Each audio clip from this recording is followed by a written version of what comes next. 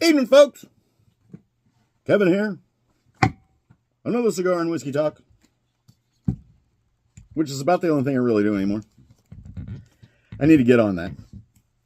We're going to have a little Rusted Crow tonight from my buddy Vaskin, instructor at school with me.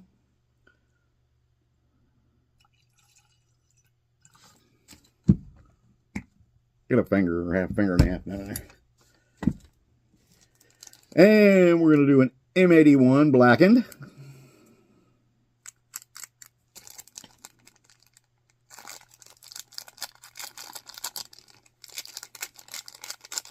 And we're going to talk a little bit about modern government ruining everything.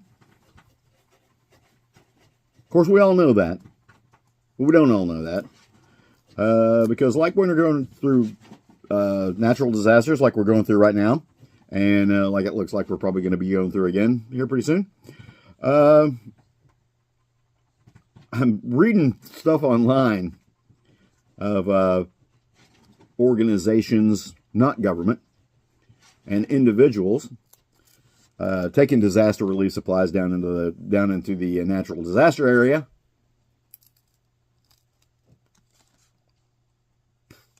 And those supplies, we'll actually toast to put today. Now, you know I don't stand on ceremony, and I normally don't get into the whole cigar etiquette kind of thing. You just saw me bite the end on a cigar. Now, that's not because I don't have a cutter, and it's not because I don't have a plug cutter. I got a plug cutter in my pocket, and I got a cigar cutter right over there. But I'm not doing it.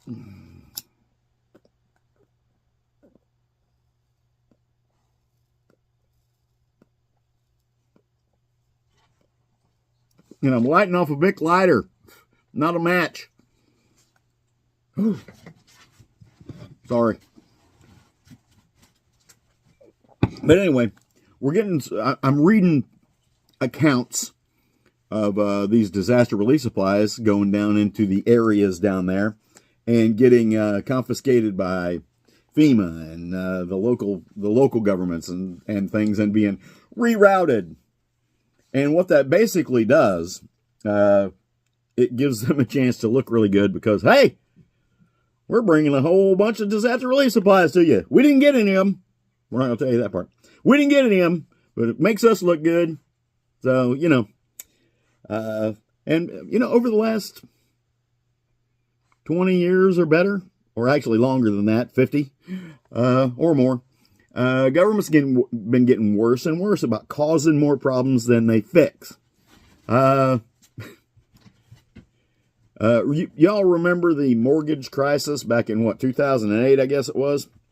And predatory lending by the banks and da-da-da-da-da-da. That's what the government told you. But what actually happened is you had a whole bunch of people that weren't living the American dream of home ownership because, quite frankly, they couldn't afford it. And the government came up with a whole bunch of regulations with the banks and going, well, that ain't fair. You got to make these loans whether you want to or not, And then year, 2, 5 years later, a bunch of people were defaulting on their mortgages. And, of course, the government made it out to be the banks, but they didn't mention that they had forced the banks to make all these loans. I mean, why would a bank want to not make a loan just because the folks had no way of paying it back? Why would they not want to do that? Same thing with that.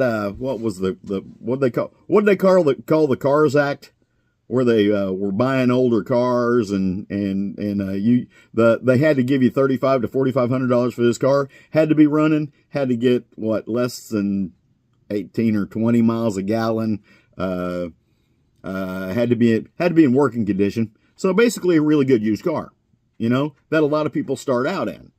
But what happened was they bought, I don't know, it was an ungodly number of vehicles that were in good shape. They were drivable, a good starter vehicle. And it was supposed to be bolstering the automotive industry by basically forcing you to get a newer car. But what they didn't tell you is, number one, they took about I think it was like 600,000 or 700,000 cars off the market. And instead of reselling them at auctions and things like that for people who needed a good usable or good reliable used car, they destroyed them, crushed them. So basically those cars don't exist anymore. And the cars that were brought in, I think the number one contender of vehicles was a pickup truck. 1500s, I think. Chevy 1500s. But as far as passenger cars went, it was Hondas and Toyotas and things like that. You know, things that aren't manufactured in the U.S. So basically, they bolstered up foreign car foreign car manufacturers. And yeah, before you all start, Toyota's got major plants. Okay, but they only make a few of their models, and few trim packages.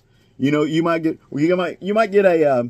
a plant here in the U.S. that's making a Corolla, let's say, but they don't make all of the Corollas. They don't make all the different trim packages. They just make one model.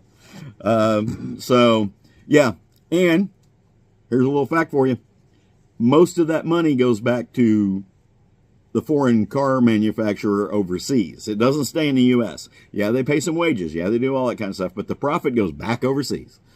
So again, another case of the government making things worse than it already is. And we can look at everything. That's why we're in the state we're in. The government's screwing us over.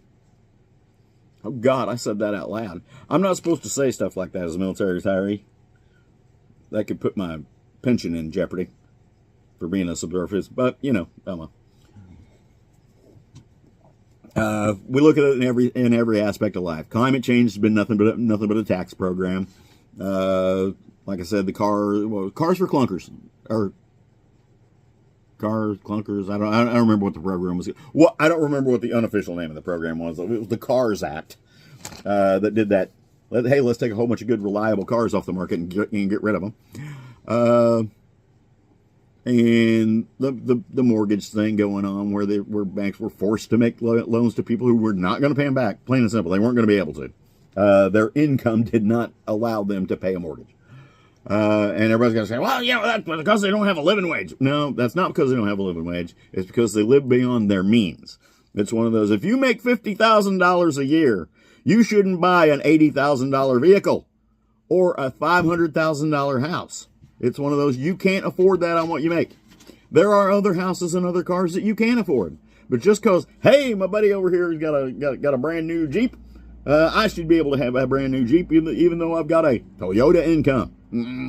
So, anyway, I think that's probably enough for tonight.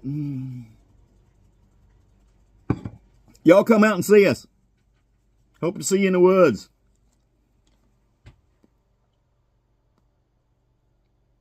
Black and M81. I do it again. You've seen me do it before. Rusted Crow. You've seen me do it before, so you know I'll do it again.